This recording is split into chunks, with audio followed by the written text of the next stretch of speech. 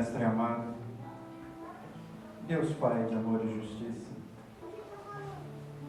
nessa manhã estamos todos aqui reunidos, junto com as crianças que nos foram confiadas, Pai, sempre na expectativa de construirmos um mundo melhor, através de cada individualidade que seja devidamente evangelizada. Ajuda-nos, Pai, com a sua inspiração, para que nós possamos fazer um bom trabalho. E ampara, Pai, toda esta casa, para que nós possamos trabalhar em nome de Jesus, com serenidade e da forma mais profícua possível. É assim, Pai, que trabalhando em nome de Jesus, em nome dele, te pedimos licença para iniciar o nosso dia de trabalho. Graças a Deus.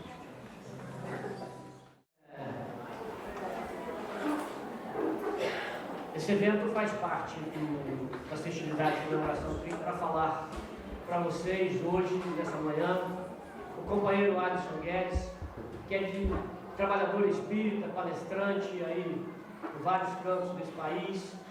Ele vem especialmente do Recife, especialmente para privilegiar esse encontro na comunidade Espírito Esperança. Alisson, que já esteve aqui por outras oportunidades, e hoje ele vai falar, agora de manhã, o tema "O que fizeste com os filhos que vos confiei". Hoje à tarde, às 16 horas, na palestra pública, ele falará sobre a família como instrumento de redenção espiritual. E amanhã, encerrando as comemorações de 30 anos da comunidade Espírita, até 10h30, 10h40, e vai dedicar aí os minutos finais para perguntas e respostas. Gente, tenham um bom dia. Paz.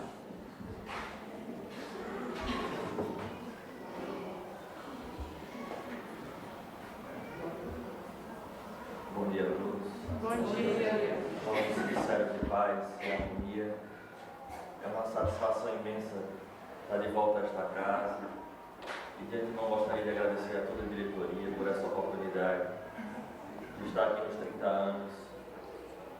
Vim eu pensando que iria contribuir de alguma maneira, mas depois desses 30 minutos iniciais eu já vi que um pouco contribuir, muito mais para receber.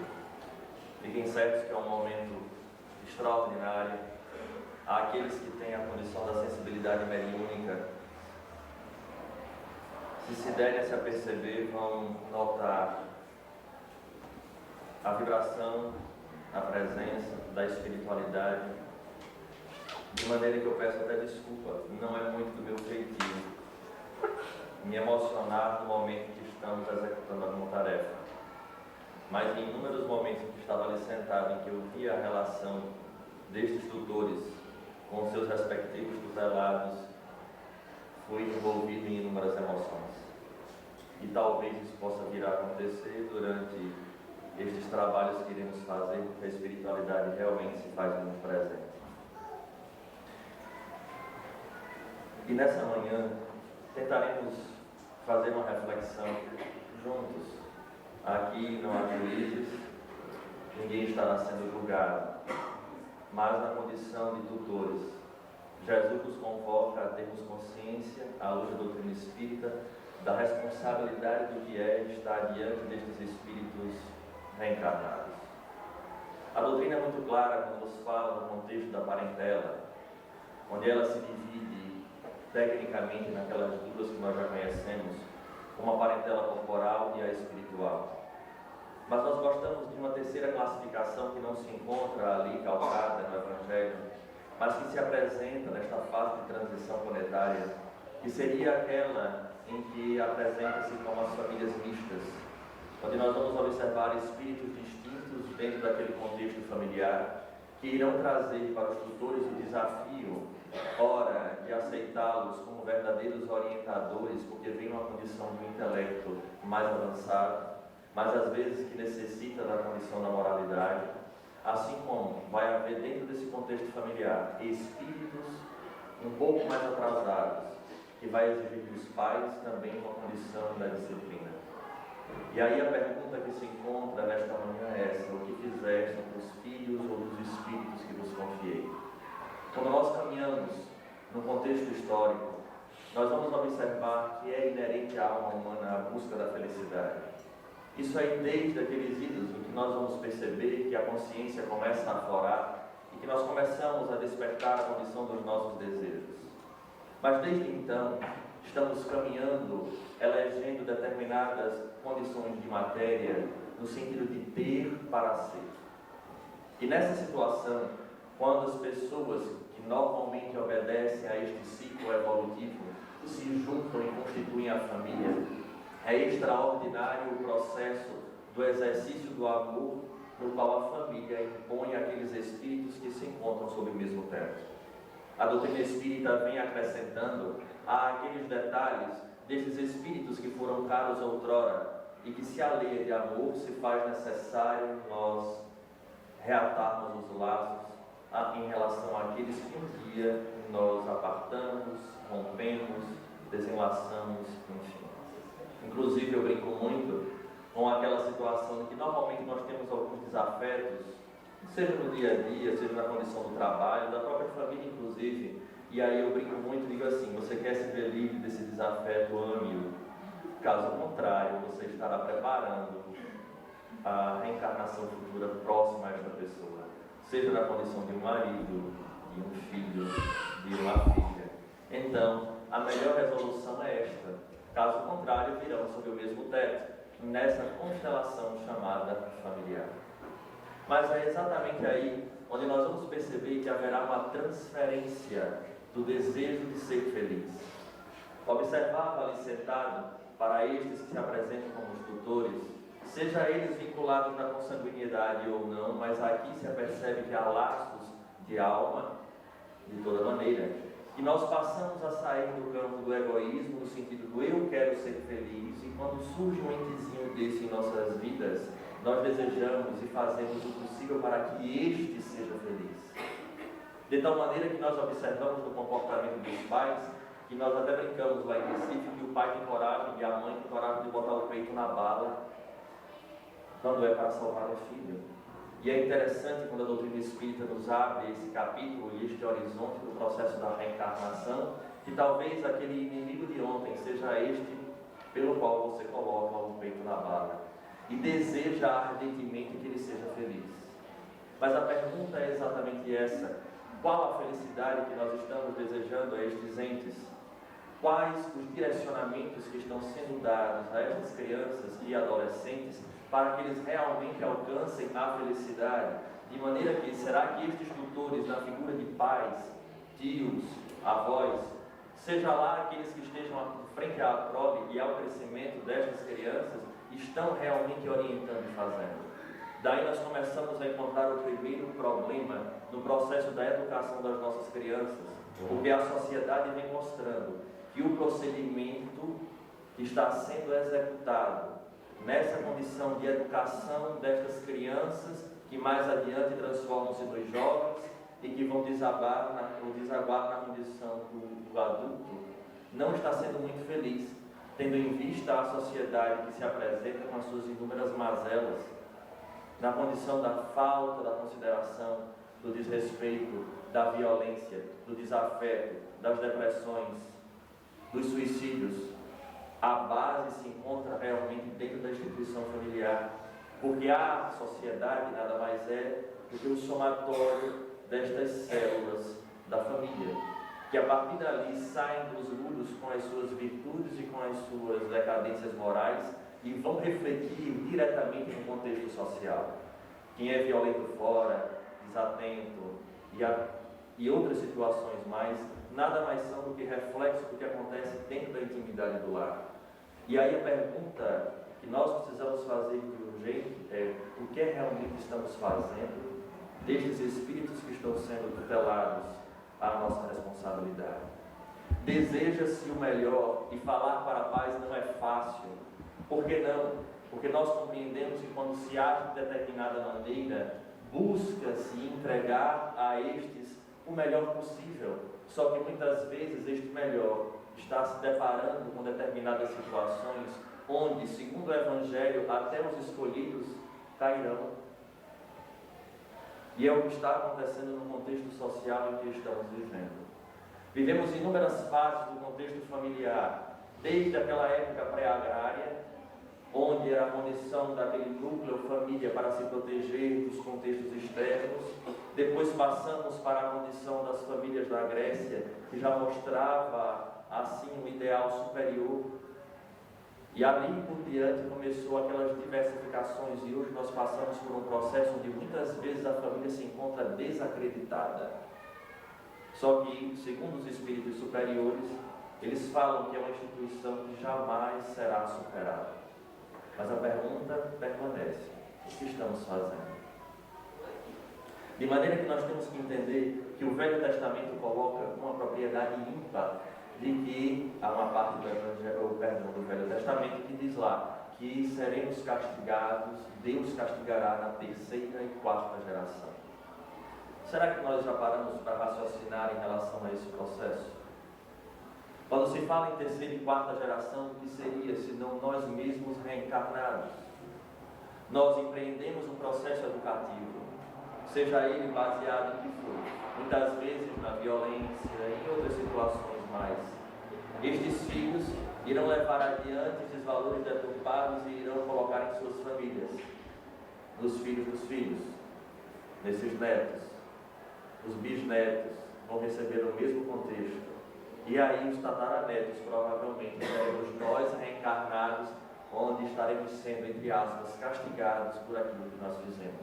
Lei de causa e efeito. Daí os espíritas agora falam no contexto do processo de transição planetária, e agora virou uma grande febre, como se nós estivéssemos como meros espectadores desse processo de mudança do planeta, como se estivéssemos a esperar a vinda de Joana de Ângeles, de André Luiz, de Emmanuel e de outros espíritos luminares para mudar a realidade. Observamos os grandes cataclismos do contexto e, na verdade, a responsabilidade é nossa, porque o processo da transição se inicia no lar. E a partir daí, diante disso, precisamos chamar a atenção para o nosso comportamento, de que tipos de tutores, que tipos de pais nós estamos sendo. E a partir daí vamos tentar fazer uma análise. Porque esses espíritos são milenares. Como falávamos com Fabiano, se faz um processo de evangelização porque a base da doutrina espírita é reeducar. Mas não é reeducar um homem de 40, de 50, nem de 60, nem de 70. São espíritos milenares que trazem suas tendências negativas. E os pais, muitas vezes, pelo fato de não se evangelizarem, se auto-evangelizarem, contribuem para o processo da desevangelização das suas crianças. Quantas horas passam nesta casa de evangelização? 1 hora. 1 hora de evangelização para uma semana de convívio com pais que muitas vezes não dão determinados valor a estas propostas espíritas, que na verdade não são espíritas a não ser no contexto restrito, mas são amplas no contexto de que são as lições daquele que deve ser o guia e modelo de nossas vidas. Certa vez nós estávamos na evangelização, e eu gosto, e como eu disse aqui, estamos numa conversa e iremos fazer uma reflexão. Uma mãe de um evangelizando esteve com o evangelizador e disse assim: eu gostaria que você falasse com o meu filho. Pois não, que foi que houve?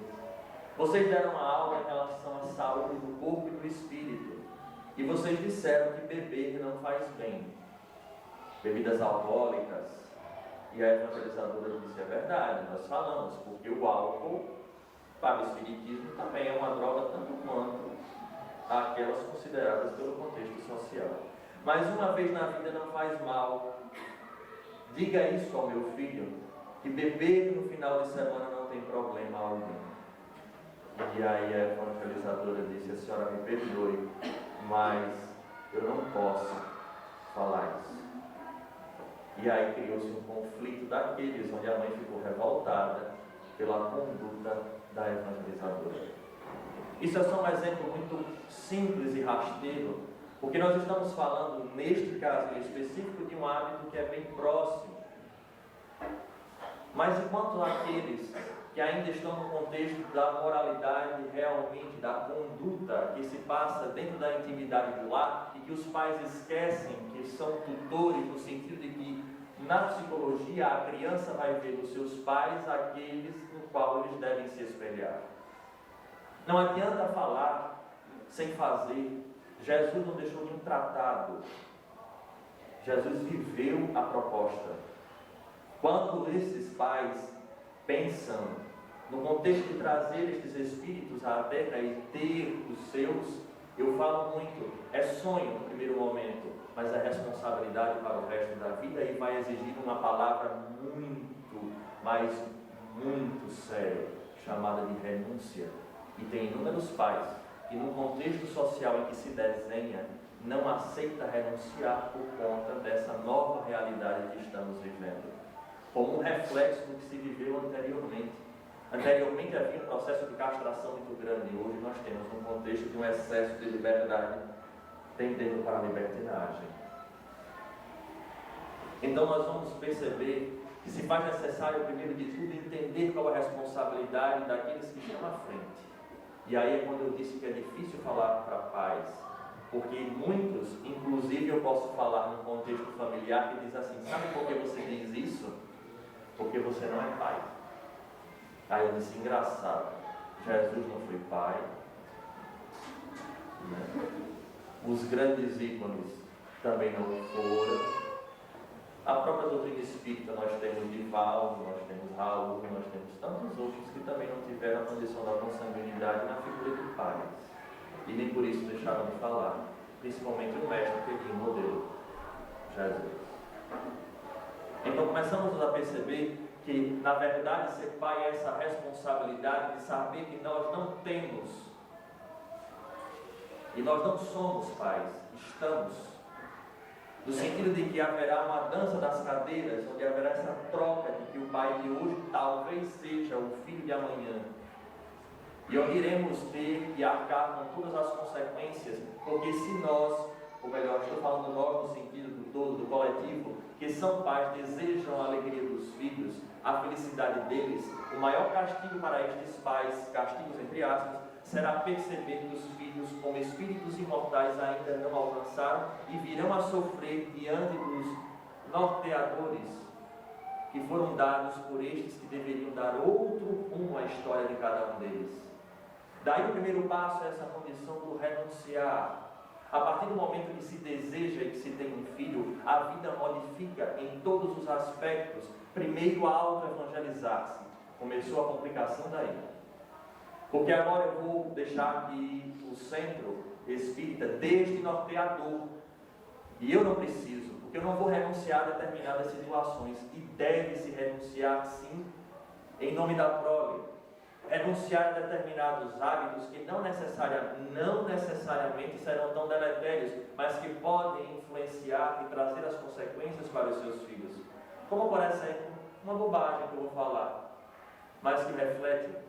Apenas uma ultrapassagem arriscada no trânsito é o suficiente para você tornar-se, de alguma maneira, responsável pelas consequências psicológicas que advirão sobre seu filho caso aconteça algo que não estava programado para acontecer com você.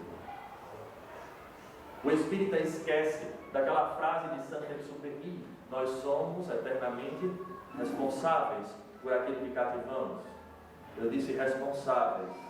Daí nós somos responsáveis por inúmeras situações que ocorrem com estes espíritos, que já trazem as suas tendências e que muitas vezes, em nome desta não renúncia, eles permanecem nas tendências negativas e lá adiante vai ser a hora de tentar reverter e já não se pode mais. Porque essa é a hora.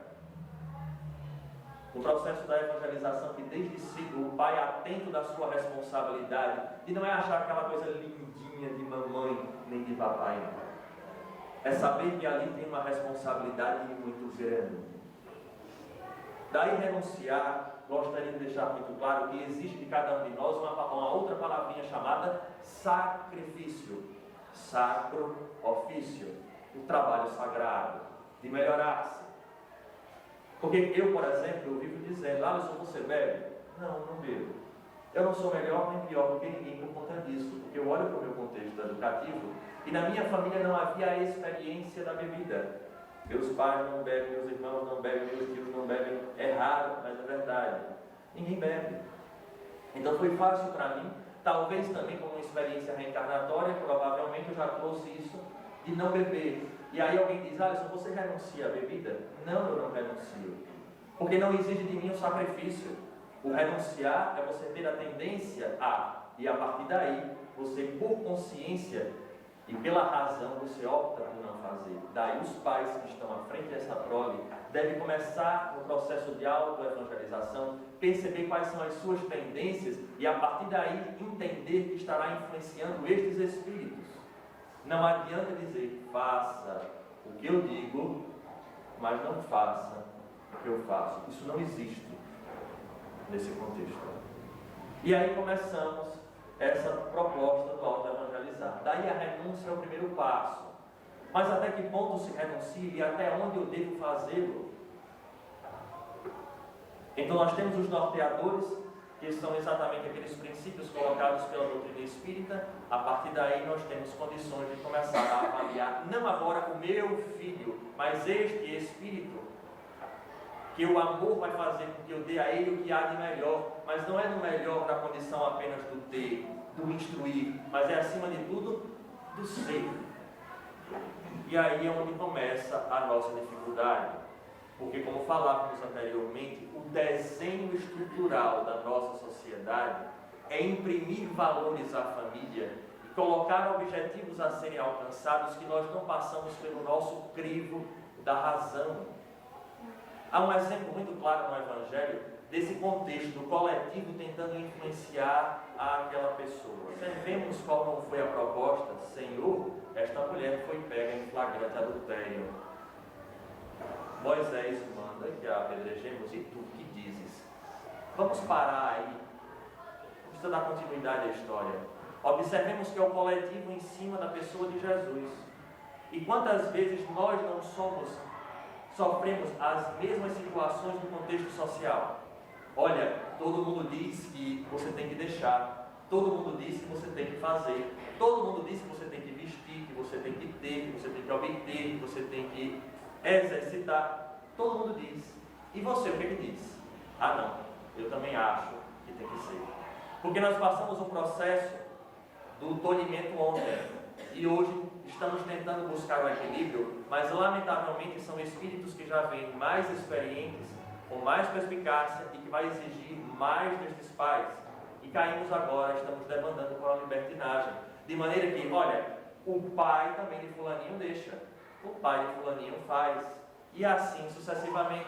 E você observa que todo o coletivo ao seu lado convida a uma atitude e a determinadas permissividades que no contexto da sua condição íntima, da sua crença e dos princípios que você escolheu para viver é diferente, mas está todo mundo fazendo, então eu permito também. E aí nós vamos perdendo as nossas crianças e os nossos jovens para várias condições, das mais diversas, porque os pais muitas vezes esquecem que essa liberdade não rima com libertinagem, mas com responsabilidade. É um espírito que está lhe solicitando disciplina, orientação. E aí começam os perfis, e por conta desse contexto da sociedade, você acha que o importante é deixar coisas. Primeiro se providencia logo uma condição de previdências e outras situações mais, que caso você parta, ele fique bem. É importante pensar nisso, sim, sem dúvida, mas isso não é tudo. Porque ter ou não ter será uma condição que este espírito necessita passar. Tem pessoas que recebem as suas heranças e ainda assim perdem tudo por alguma outra condição, porque se fazia necessário passar por aquela provação. Mas há determinados valores que são obrigatórios àqueles que são tutores de passar adiante para os seus filhos. Desde pequeno eu escuto, olha, esse é o futuro da nação. Falava isso para mim, né? Criança, para meu pai, e aí dizia isso. A nação está aí, e eu não sei o que eu posso dizer se está melhor ou pior no que eu contribuí. Porque a pergunta que se faz é, realmente as crianças são o futuro, mas o que estão dando de instrumentalidade diferente para que eles façam diferente? Muitas vezes estão sendo arrastados por essa onda de que tem que ser igual a. Na verdade, é a autenticidade, é o primeiro ponto que os pais têm que ter, ser autênticos. E essas crianças começam desde cedo, e falávamos aqui no outro seminário que tivemos, desse contexto educativo, que os pais estão norteando as suas crianças. Pelo menos colocam as crianças no mundo, dão tudo no contexto do ter, da posse, e esquecem de fazer parte da vida dos seus filhos, até que no piscar de olhos se apercebem que agora eles estão adolescentes. E esse intervalo, o que foi feito? Não fizeram parte, não fazia parte da escola, da evangelização, da construção da personalidade e do caráter deste espírito, observando desde cedo essas tendências e lutando contra. Deixaram isso de lado. E aí surgem aqueles problemas que nós falávamos em outro momento, das crianças que não fazem parte da constelação familiar. Elas estão ligadas no processo do consanguíneo. E estes pais, o que fizeram para tal? Porque estas crianças serão desenhos daquilo que os pais têm na mão, que é a caneta da formação. E aí naquela fase em que ele deve ser tratado e começado a vincular-se à família, simplesmente vai dando a ele o que ele necessita para sobreviver e ter a condição do seu conforto, no sentido de uma boa casa, uma boa escola, um bom estudo e a vinculação deste espírito em relação ao todo. Não tem. Aí chega na adolescência, começam-se os conflitos.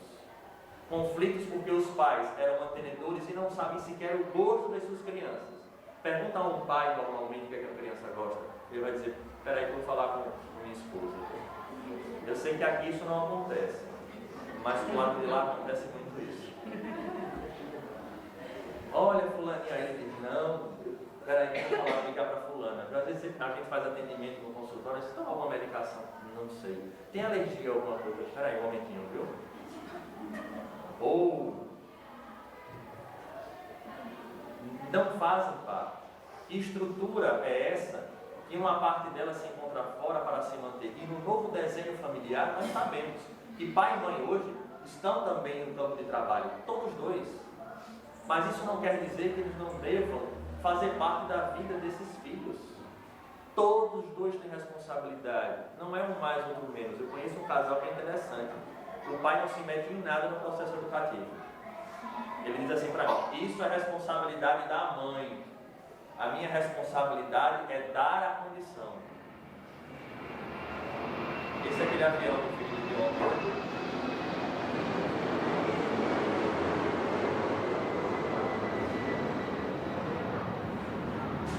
É um momento lá, o avião passa. Mas aí essa pessoa diz isso. E aí o que é que acontece? Nós nos apercebemos que, quando menos espera, estoura um comportamento que os pais não esperavam. O que o pai não esperava. E aí vai refletir em cima da mãe. O que é que está acontecendo? Sim, mas e você não faz parte desse contexto educativo? Você não sabe quem é este espírito desde cedo? Qual está sendo a sua conduta? Porque aí nós começamos a perceber que esse contexto familiar agora, os espíritos reencarnantes estão exigindo demais destes pais. Aí eu vou um pouco além. Dos avós também, porque por conta da estrutura de sociedade, de viver no trabalho durante o dia, os avós têm um papel preponderante e os tios na condição da formação, e aí se torna mais complexo ainda o processo educacional, porque eu nunca vi uma coisa para estragar tanto quanto avô e avó. Com todo respeito. E não adianta ficar com raiva de mim.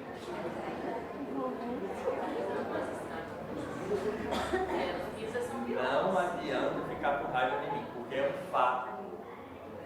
Raros os momentos, sabe por quê? É óbvio, eu vou falar, não deveria nem falar, mas vou falar que toda regra tem exceção. Mas não vamos esquecer que até aqueles que são pais têm dificuldade de enxergar os seus filhos como espíritos, enxergam como filhos. Então os avós, os tios, devem enxergar aqueles também como espíritos que estão sob nossa responsabilidade e que sementes de valores imortais devem ser plantados e regados dia a dia. Quando os avós começam naquela condição de fragilidade moral, porque é essa coisinha mais linda, vovô ama tanto. Quando chega 30 minutos antes do almoço, dá um saco de salgadinho. E não venha falar não, porque na sua casa ele cumpre horário, mas aqui ele passa pouco tempo. E aí eu vou fazer o que eu quero. Que ajuda você está dando? Porque nós começamos a perceber que estes jovens, por conta de um contexto de tecnologia avançada, está perdendo uma coisa importante no ser humano, que é a condição da resistência moral. Está ruim? Troca. Compra um novo. Está difícil? Arruma um meio de facilitar, porque a tecnologia facilita. Eu passei por um exemplo há poucas semanas atrás, para ser bem exato, há uma semana atrás, onde reflete o desenho dos nossos jovens, onde a culpa, entre aspas, não são deles, mas dos seus tutores. Eu sou professor da faculdade e dou aula para jovens, porque hoje cada vez se entra mais jovem na faculdade, imaturo, é verdade, mas jovens. E aí, aterrorizados com a matéria que eu dava e que eu ministro, realmente, e confesso aos senhores que eu exijo dos meus alunos, afinal de contas, irão tratar de seres humanos. Eu sou daqueles que cobram e sei cobrar muito bem. Então, dei um intervalo e fui tomar um suco. E deixei o meu computador ligado. Afinal de contas, eu iria dar continuidade de mais 2 horas de aula. Tomei um suco e retornei. Terminamos a aula. Quando eu estou à noite em casa, 2 dias depois, eu recebo uma mensagem no celular, anônima, a pessoa dizendo que o celular não era dela, era de outra pessoa, que eu não ligasse, mas que enquanto eu havia saído da sala de aula, os alunos colocaram um pendrive no computador e copiaram uma pasta com todos os arquivos de aula, prova, etc. É um crime. Caroline Dickman está aí processando aqueles que expuseram a sua intimidade. É um crime cibernético. E aí, diante disso, eu reuni, tive uma conversa com eles, disse que haviam roubado, que aquilo era um crime, que eu iria fazer um boletim de ocorrência, porque havia fotos de pacientes e que isso é direito de imagem. Caso acontecesse de estar na internet, eu poderia ser processado, só que com um boletim de ocorrência eu estaria lá com os meus cuidados tomados. Mas depois eu fiquei refletindo na situação, e é exatamente esse o contexto que nós temos, da fragilidade moral, porque os pais deixaram de dar a disciplina necessária, com medo de disciplinar os seus filhos, porque um dia foram castrados pelos seus pais, porque talvez excederam no processo, e como hoje não sabem o contexto do equilíbrio, preferem dar um contexto de liberdade sem proporcionar a disciplina. Quando nós esquecemos que Emmanuel, quando convoca Chico ao trabalho, Chico pergunta o que era necessário e a resposta tríplice e una: disciplina, disciplina e disciplina. Ora, se tornaram, com o respeito da palavra, bandidos.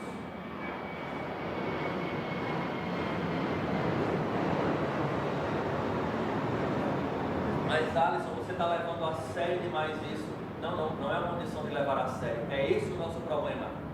Nós alcançamos um estado de sociedade que tudo aquilo que se repete corriqueiramente, num contexto familiar, nós estamos perdendo a força moral de dizer o que é certo e o que é errado. Tudo o que acontece agora, repetidas vezes, dentro da estrutura familiar e dentro da sociedade, nós estamos nos acovardando e chamando de normal. É normal agora ter na família, por exemplo, pessoas com problemas e distúrbios no campo da sexualidade. É normal agora, muitas vezes, nós termos a condição da drogadição dentro da família. Então tudo agora se virou para o normal. E esquecemos que isso é responsabilidade destes tutores, que muitas vezes colocam estes caminhos, apresentam estes caminhos aos seus filhos, a estes espíritos que estão sob sua tutela, e lá adiante, quando vem as consequências, usam aquela frase emblemática dos programas de comédia: onde foi que eu errei? Há pais que estão tão destituídos da condição moral e do entendimento da responsabilidade para com estes espíritos, que são os primeiros a apresentar os caminhos tortuosos. E não se apercebem. É quem apresenta a bebida alcoólica e chega ao absurdo de dizer: eu prefiro que você beba aqui na minha casa. Eu prefiro que você não beba. Por que você tem que beber? Você não precisa desse estímulo. Seu pai nunca precisou. Por que você precisa? Para ter coragem de falar com a menina? Para mostrar aos seus amigos que você é melhor, ou tanto quanto eles? É essa autenticidade que hoje falta no processo educativo, mas falta porque os próprios pais, pelo contexto da falta da auto-evangelização, se norteiam por isso também. Porque o outro fez, agora eu faço. Ah, mas porque o outro fez, o jovem sabe jogar de uma maneira extraordinária, mas a mãe deixou, o problema é dela, você é meu filho, não o outro. O que é que há de errado em disciplinar? Na bandeira do Brasil está lá, se nós seguíssemos, nós não tínhamos aquela desordem no Congresso. Porque está lá escrito: ordem, progresso. Só que o povo lê errado, aí faz a desordem no Congresso. E é o que acontece normalmente.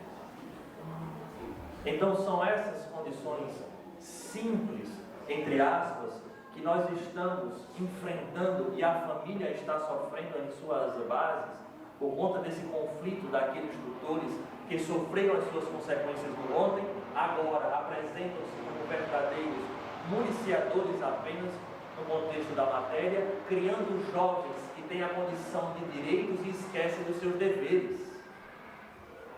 E agora, onde é que a gente vai parar?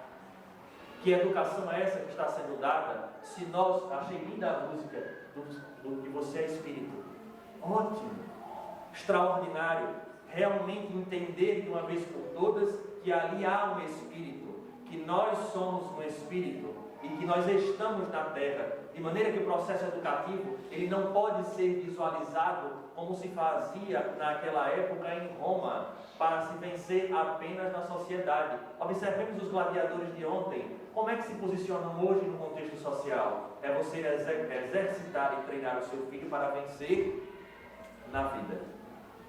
Agora não usam mais armaduras, ternos, talvez jalecos e gravatas. Porque agora você precisa crescer para vencer. Tudo bem, e um espírito amigo dizia assim: meu filho, o que nós iremos levar realmente da vida? Aí ele pergunta: qual o fim de todos? Um espírito uma vez me perguntou, eu num contexto frenético de trabalho, e ele perguntou apenas esta frase: qual o fim de todos? Aí eu disse: eis a diferença de um espírito sábio para um que tem que falar 1 hora para ver se diz alguma coisa que presta. Cara, em uma frase ele resumiu tudo. Qual o fim de todos? Daí a pergunta que nós fazemos: qual realmente está sendo essa orientação dada a estes espíritos sobre essa responsabilidade? Qual o fim desse processo? É ter uma casa à beira-mar, um apartamento à beira-mar, ser muito bem, e a partir do momento que sofrer as tribulações que a vida apresenta, eu duvido que aqui alguém esteja que nunca passou por um processo de desarmonia ou de desequilíbrio no seu processo existencial. E quantos jovens hoje não se atiram na condição da droga como mecanismo de fuga, ou até mesmo no suicídio, porque não teve uma base segura de saber que nesse contexto de vida as coisas acontecem. Há um processo que nós sofremos muito chamado desilusão. Tem gente que diz assim: eu vivo desiludido. Pois eu digo, não há nada melhor na vida do que a desilusão. Pronto. Esse cara veio de Recife para dizer uma loucura dessa. Que a pior coisa, a melhor coisa que tem é a desilusão. É, porque o nome está dizendo desilusão. Perder a ilusão. Precisamos sair desse mundo ilusório. Precisamos cair na realidade mesmo. De que a vida não é isso. Não são estes objetivos. Não é essa necessidade que estes espíritos estão agora lá dentro sendo evangelizados. Eles têm. Isso faz parte do contexto. Mas isso não é o grande ideal da existência. Quantos aqui não têm condições, não moram muito bem? Mil e uma possibilidades. E diante das tormentas eu pergunto, o poder aquisitivo, a condição de ter a qualquer momento e poder fazer quando se deseja, solucionou os problemas da alma? Talvez um ansiolítico na esquina, que você vá ao médico e solicite uma medicação tarja preta para você tomar e se entorpecer. Mas soluciona a condição de ter? Não. Então, como eu posso desejar a felicidade para o meu filho, querer que ele seja o mais feliz possível, alcançar tudo aquilo que eu não alcancei e não enxergar que não serão estas coisas que darão a ele esses norteadores? É necessário dar a ele o instrumento para enfrentar a vida de uma maneira mais profunda.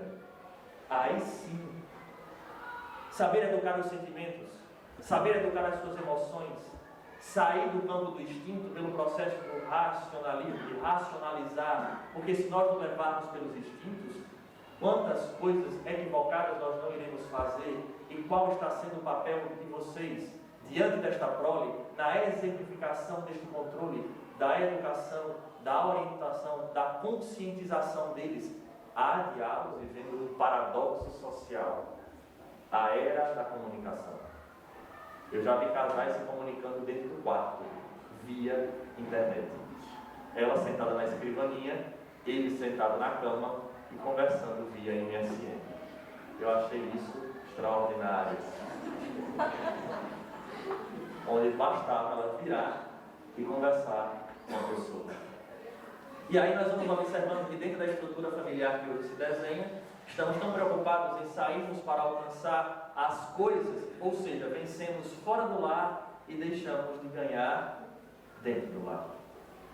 Porque não há mais o contexto do diálogo, mas eu estou falando, por favor, diálogo. Porque o desenho da família, falávamos anteriormente, de que não é mais aquele da história do patriarca ou da matriarca, que exigem o respeito, mas é do patriarca, da matriarca, na verdade, numa tábua redonda que eu sempre utilizo o rei Arthur como exemplo. Foi o reinado mais famoso e mitológico, porque até hoje, quando a gente fala nessa época, a primeira coisa que vem na mente da gente é o rei Arthur e o cavaleiro da tábua redonda. Claro, porque não havia arestas.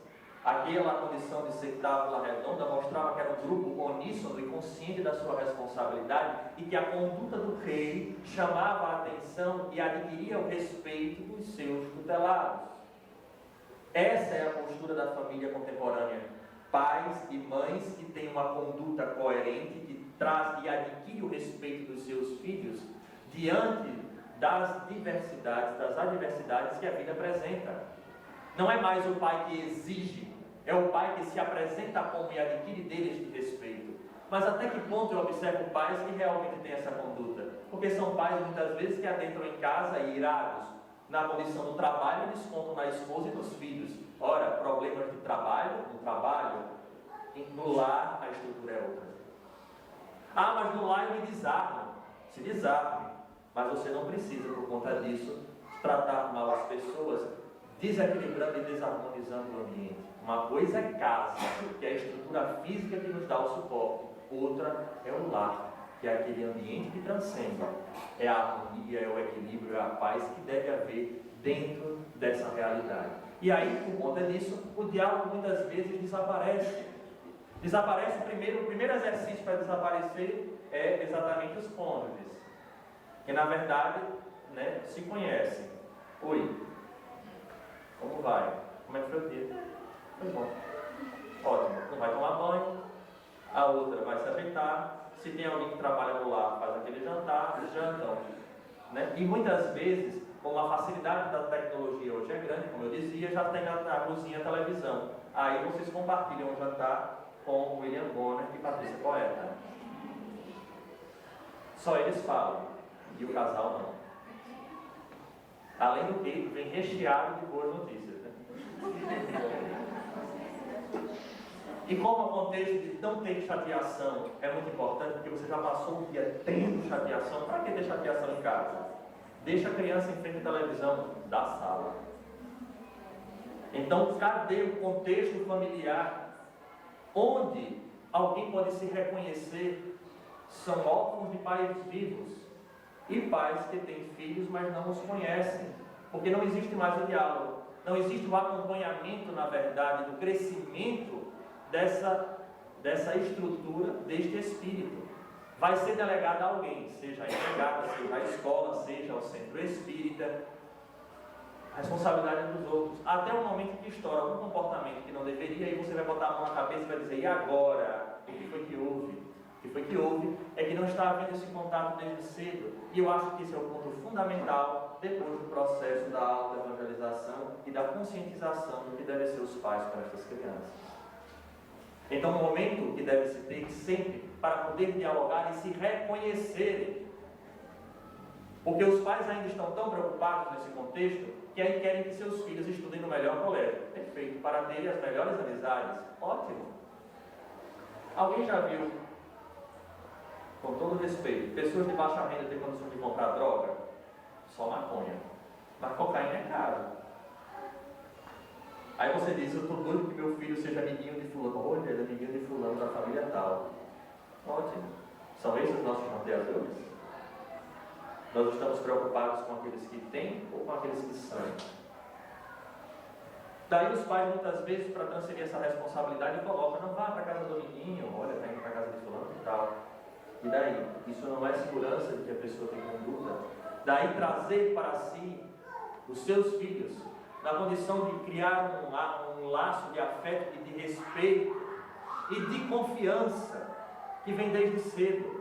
Porque não adianta um menino errar e você castigá-lo por isso, ou então ele vir contar a verdade para você e diante da verdade dele você simplesmente se desespera e se descabela na frente dela. Eu confesso aos senhores que jamais contaria então se meu pai tivesse uma conduta dessa. Fiz uma trela, eu conto para ele confiando que ele vai ser meu amigo, vai me dar o suporte, não, ele sente sarrafo. Não dá certo. Numa próxima, ele já não conta. Então, é essa condição da falta do diálogo e deste entendimento da psicologia que está faltando hoje aos pais, porque estão tão preocupados no contexto da vida extra-família que no contexto intrafamiliar isso vai se perdendo.